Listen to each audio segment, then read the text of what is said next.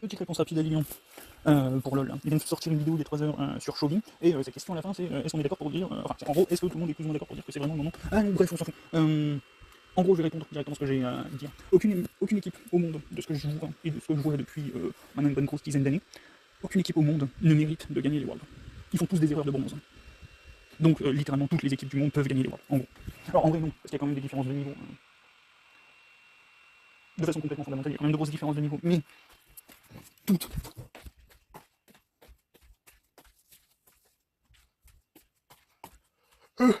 Toutes peuvent gagner les Worlds, aucune ne mérite de les gagner. Vraiment, pour l'instant, c'est des trucs extrêmement basiques. Là, encore une fois, c'est des trucs niveau entre bronze et gold. En gros, ils font des erreurs que tu croises entre le bronze et le gold. Dans un niveau, enfin, dans un monde où. Alors, il y a un guillemot à moi. Dans un monde où il y a. Où les joueurs s'entraînent un minimum avant de partir en ranked. En gros, dans un monde où les joueurs considèrent la ranked au moins au même niveau que passer un contrôle dans une matière, où chaque fois que tu lances une game, tu es en train de passer un contrôle. Dans un monde où les gens considèrent les ranked comme ça, parce que c'est censé être ça, tu vas en ranked pour mesurer tes compétences. Et techniquement, je vais l'expliquer comme ça aussi, techniquement, si à un moment tu montres, voilà, en gros tu vas passer dans tes ranked, en gros techniquement, tu es censé aller en ranked seulement quand tu es satisfait de toi. Seulement quand tu veux, en gros, quand tu estimes avoir établi une progression, et quand tu veux vérifier si cette progression vaut vraiment quelque chose. Et donc du coup, tu vas en ranked, en gros, voilà, tu t'entraînes, tu vas découvrir le jeu, tout ça. Et derrière ça, quand tu penses être satisfait de ton gameplay, tout ça, que tu es en mode ouais non là je joue bien, j'estime que je joue bien, là à ce moment-là tu vas en ranked. Tu vas en ranked pour voir ce que ça vaut, tu vois où est-ce que tu arrives à te placer, et quand tu vois que tu arrives à plus progresser ou alors que tu es en train de te rejeter, tu arrêtes les ranked, tu étudies tout ce que tu as fait dans tes ranked. Alors normalement tu lances ta ranked, c'est-à-dire que normalement tu pas censé faire plus d'une seule ranked par jour. Mais en gros là si tu lances ta ranked, tu regardes ce que tu as fait, tu regardes ce qui était bien, tu regardes les trucs, voilà, c'est vraiment tu juges les trucs à chaque étape, tu essaies de regarder ce qui a été, enfin voilà, tu essaies de faire ton bilan, les trucs qu'il faut que tu améliores tout ça, et potentiellement, dès ta première game de ranked, tu peux arriver, regarder, tomber sur, tu peux lancer ta game, tomber sur une game et voir que tu as plein d'erreurs à retravailler, genre tu peux regarder le truc et te retrouver à dire putain là j'ai pas CS correctement, c'est censé être la base de la phase de lane, donc je vais retourner, m'entraîner à CS. Je vais faire 2-3 normales pour voir si je CS un peu mieux, et dès que tu constates, soit d'entrée de jeu sur ta prochaine normale, dès que tu constates que tu arrives à bien CS, bon bah tu peux repartir sur le truc, et voilà, considérer que tu as fait ton refresh sur le CSing.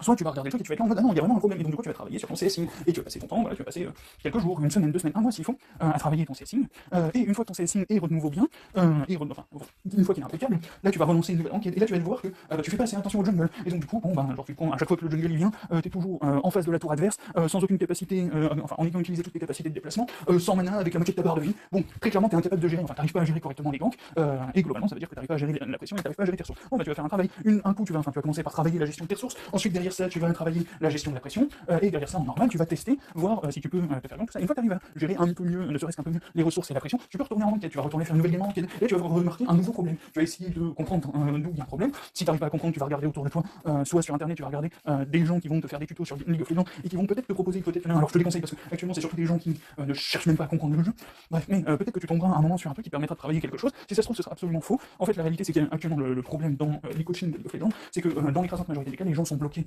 dans League of Legends parce que simplement ils jouent pas assez, ils s'intéressent pas assez au fonctionnement de League of Legends. Et donc du coup juste tu leur dis joue et fais un petit peu attention à ce truc, et ça peut être n'importe quoi, tu sors, littéralement tu peux t'acheter un D20, prendre 20 points majoritaires, qui ressortent majoritairement dans les problématiques, tu lances ton D20, tu regardes la game, pendant que tu es en train de regarder la game, genre là je prends le cas du streamer, pendant la game, tu lances le jet de dés, et tu regardes juste, tu te concentres juste sur le point qui ressort du dé, genre tu dis 15 c'est le CSing, 10 c'est la pression, 7 c'est l'overextend, 12 c'est les ressources, 4 c'est les timings, bref, voilà.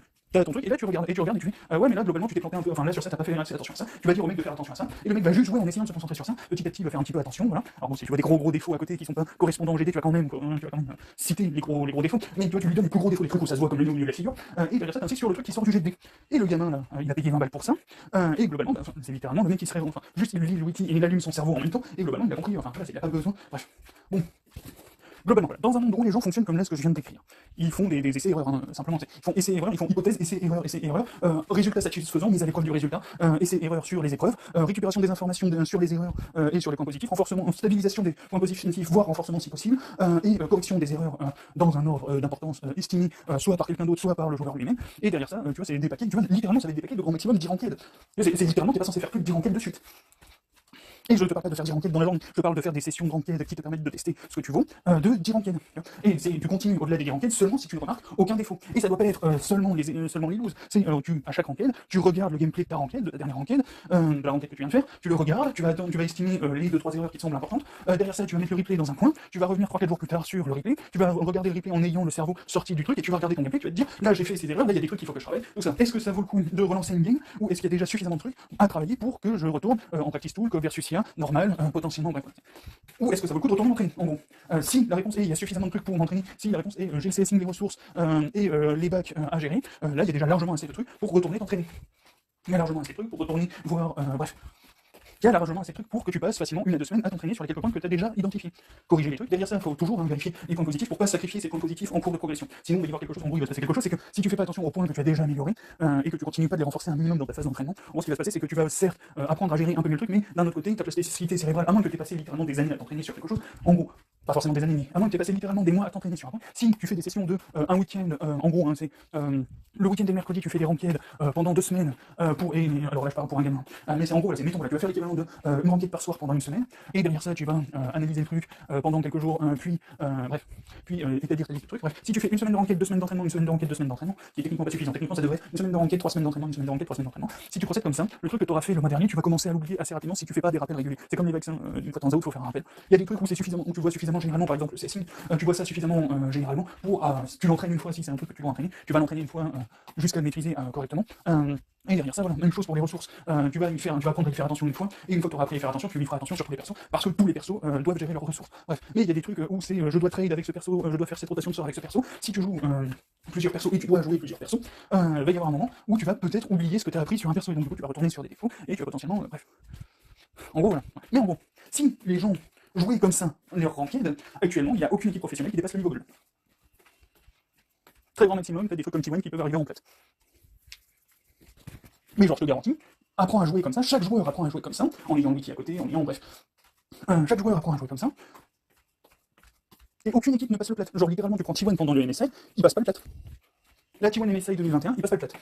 Toutes les équipes que j'ai regardées, toutes les équipes qui ont affronté les T1 pendant le MSI, ne passent pas le plat. Aucune équipe. Ils sont tous lock en gold. Au mieux, vraiment au mieux. Après, maintenant, ça, derrière ça, il reste un truc à régler, c'est le format des tournois de League of Legends. Est-ce que ce serait pas beaucoup mieux de passer sur des tournois ouverts où n'importe quelle personne peut participer?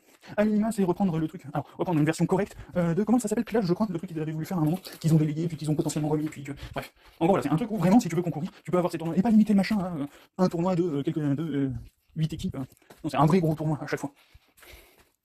Bref, mais là, ça demande de bosser en équipe, ça demande d'avoir. Et tu prends un truc comme ça, les joueurs, en eux-mêmes, s'ils apprennent automatiquement, t'apprends à jouer avec tes alliés. C'est-à-dire qu'une fois que tu t'es concentré sur le fait de gérer tes ressources correctement, ton CSing, bref, voilà, une fois que tu t'es amélioré au maximum, entre guillemets, le prochain stade d'évolution, tu ne peux l'avoir qu'en t'entraînant à jouer avec tes alliés. Et donc du coup, il y a toujours un moment où tu vas finir par apprendre à coopérer. Et oui, là, je te cible tous les fils de pute qui te regardent en te disant tu joues un carry, donc il va falloir prendre toutes les ressources. Tout cela, ce sont des gens. Bref.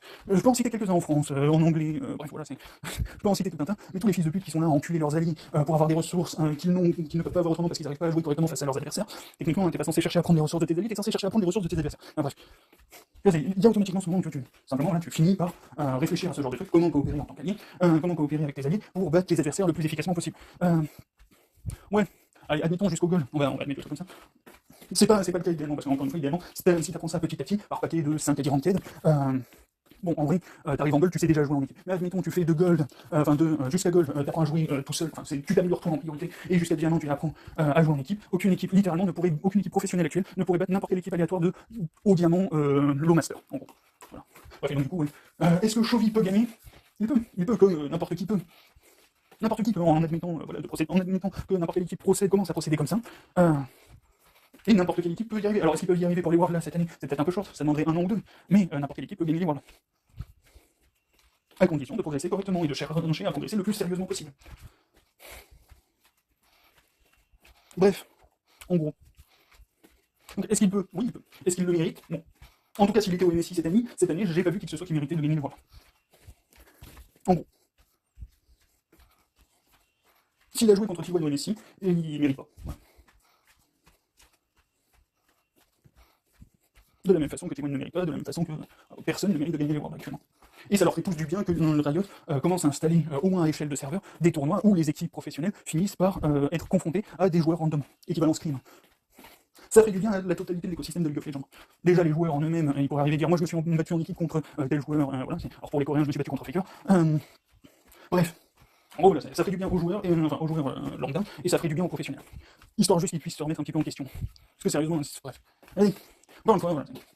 Si les gens jouaient correctement, et cherchaient à progresser de façon sérieuse, aucun des pros actuels ne serait différenciable de n'importe quel autre joueur. Tous.